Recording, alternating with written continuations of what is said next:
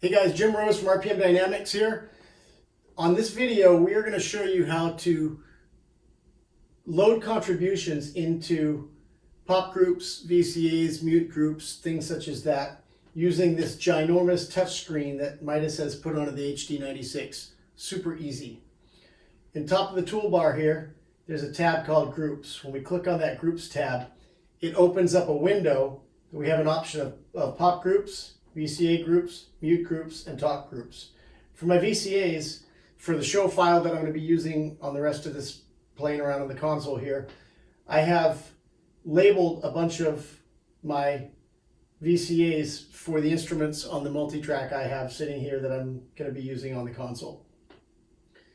These are based on regular instruments that are inside of the naming page for the inputs that I already have loaded in. So if we go back to this Groups tab, it's as simple as click, drags, and drops. So if we click on VCA 1, which I have labeled as kick, snare, hat, it opens up a window here that you can put inputs or outputs, either, into these 32 contributions. It pops up in windows of 32, and each one of these has the named contribution inside of those if you've already done your naming.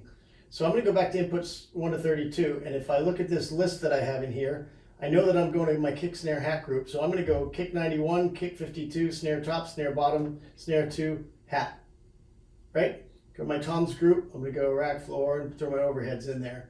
Bass. There's my bass channel. Keys. I got 2 keys. B3. I got Leslie low and 2 Leslie highs. Max guitar, got 2 of those. Main guitar, I got 2 of those. I'm going to throw the acoustics right in that same pile. Stacks, we got some horns in here. We're going to put the sax and the trumpets into there. BGVs, we're going to throw all 3 BGVs into here. And we're going to put lead singer and their harp into this one here. It's taken me about, what, half a minute? In a half a minute, I have already loaded up all of my VCA groups. So if we go back to my home screen here and we go into pop group navigation, I grab my kick, snare, hat group. Here's my kick, snare, hat. Grab my toms group. There's my toms. Grab my bass group. There's my bass. Keys, B3, max guitar, guitars, stacks. They're all there.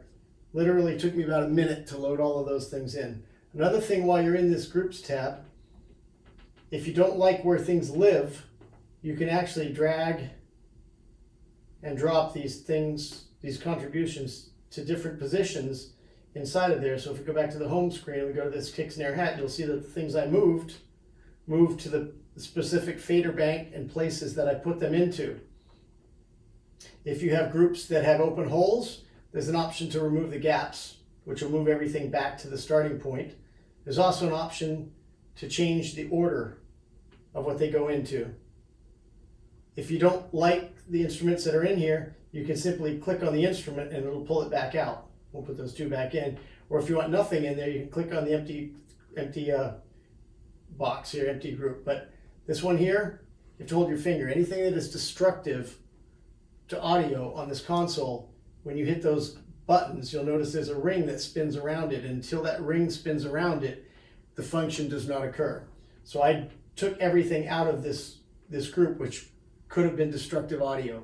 That's why it didn't let me do it at once. But now I'll put those back in there. So in the course of a couple seconds, I've built all of my VCA groups on this console. I'm going to go into here and I'm going to say store to master scene.